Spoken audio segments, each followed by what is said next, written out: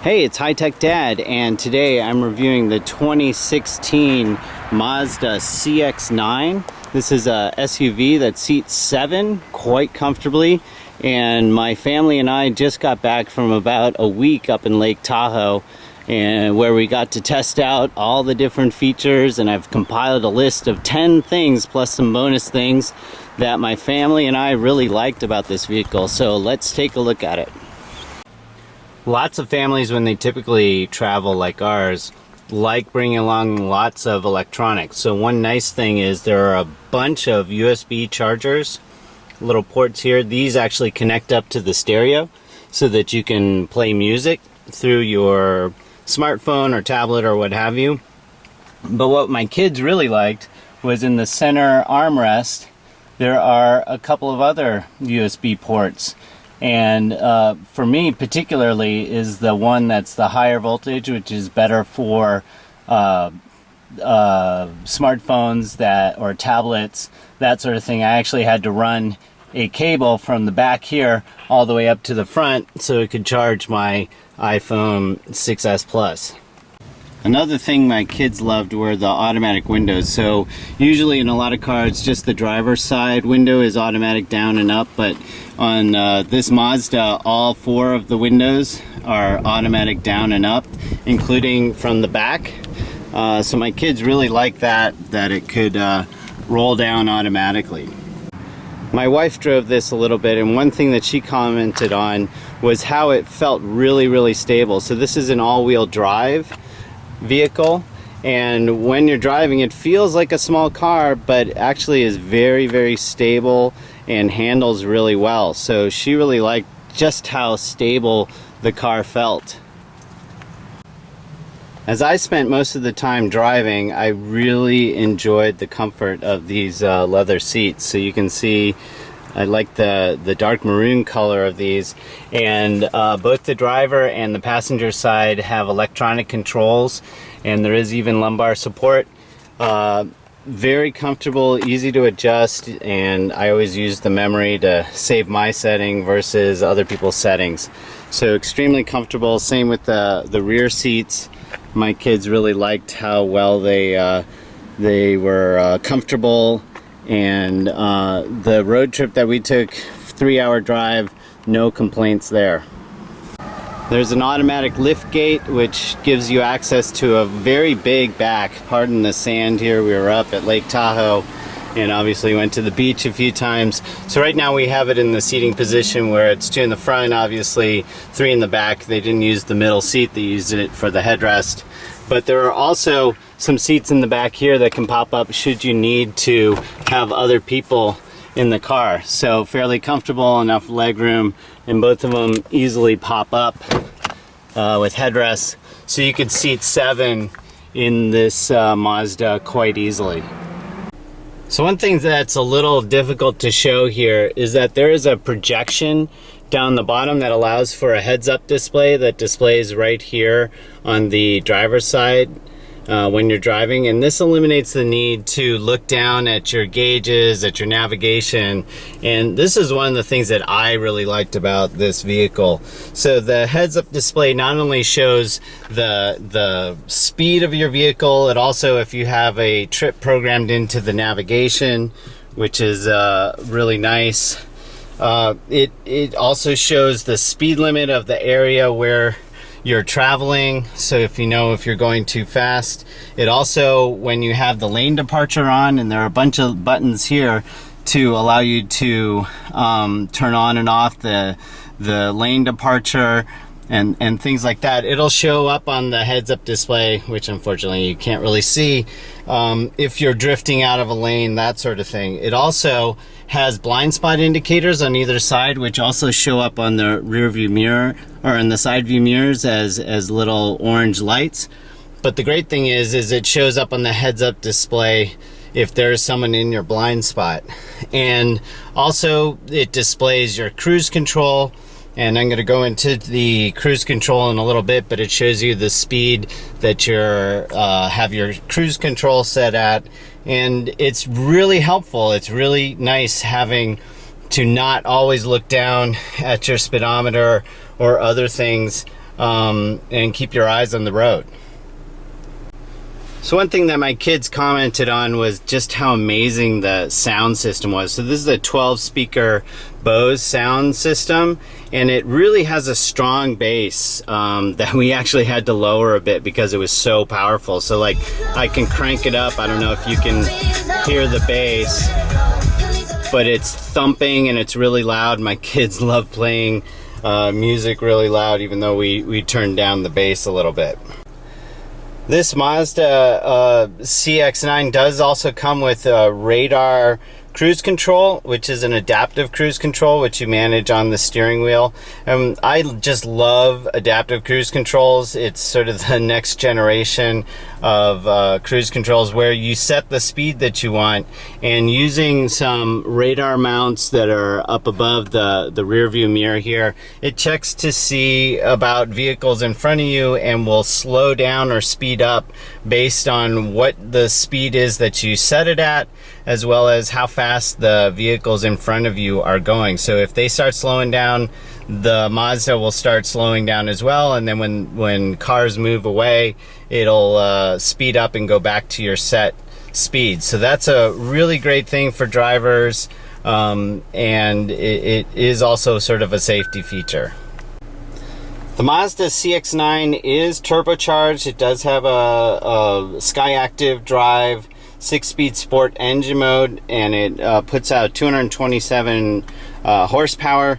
One of the buttons I loved here was this one that says sport. And so to engage sport mode, you just simply push it forward and it shows up on the display right there. It's hard to see there. It says sport. When you turn it off, then it obviously will turn off. But what happens when you turn on the sport mode is the revs go a little bit higher and the steering tends to tighten up a little bit, and you really get off the line quite a bit faster, and the engine's a little bit more peppy when you engage this.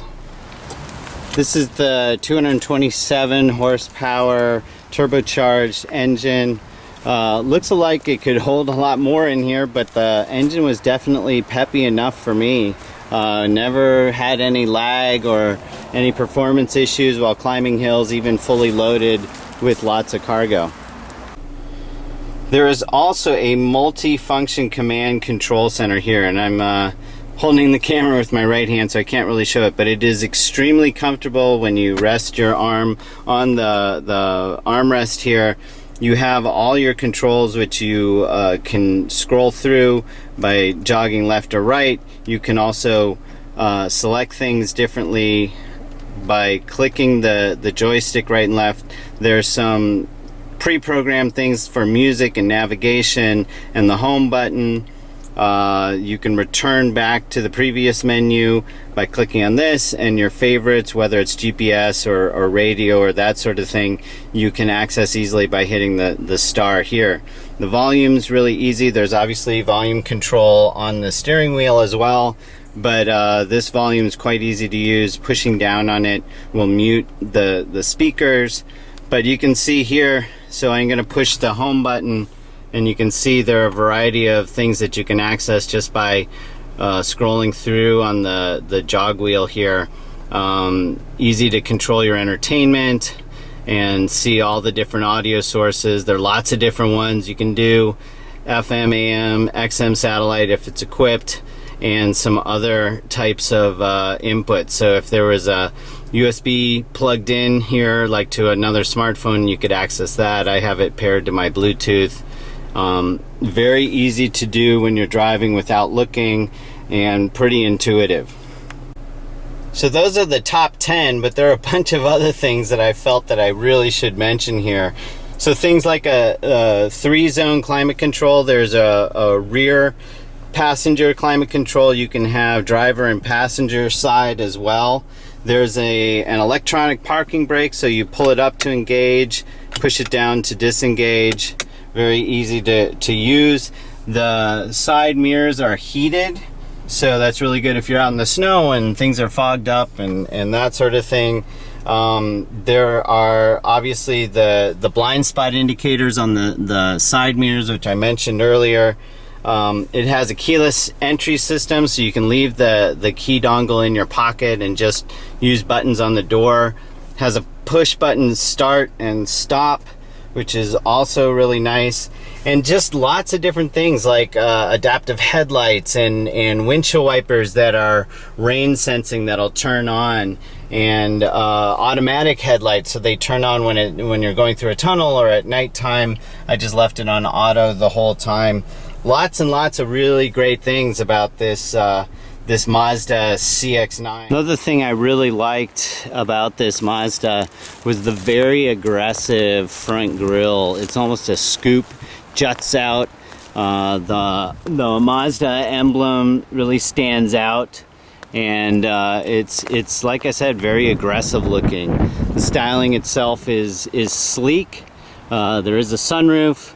There is the shark fin XM radio, satellite antenna on the top, dual tailpipes, and obviously there are sensors on the back here for parking assist. And overall, just a very comfortable and stylish looking vehicle. So this Mazda also comes equipped with a rear view camera, which is always a great safety feature to have. Just shifting into reverse instantly pops on the rear view camera. You can see some of the limit areas to see how close you are to items behind you. So a really good feature to have. A little bit more information about the lane departure detection and control. So as you're going over certain speeds, I think it's around 35 miles an hour, the sensors up at the top here will detect the lane lines in front of you and then try to keep you within the center of those lines. If you begin to drift over to the side, you can get an audible warning as well as a vibration or a rumble within the steering wheel. So it alerts you if you're drifting out of the lane. It'll even try to nudge you lightly back into the lane if you are drifting. And like I said, the heads-up display, which you can see here, will show which lane you're starting to merge out on. The MSRP on this is about $44,000, and which I think is fairly reasonable for what you get here, especially with an all-wheel drive vehicle that has all the accoutrements of a luxury vehicle. The price is tested, which included satellite radio and GPS and that sort of thing, was about $45,200. And I have only good things to say about this, with the exception of maybe I wish that there were higher output USB ports in the front to make it a little bit easier for drivers who have larger smartphones.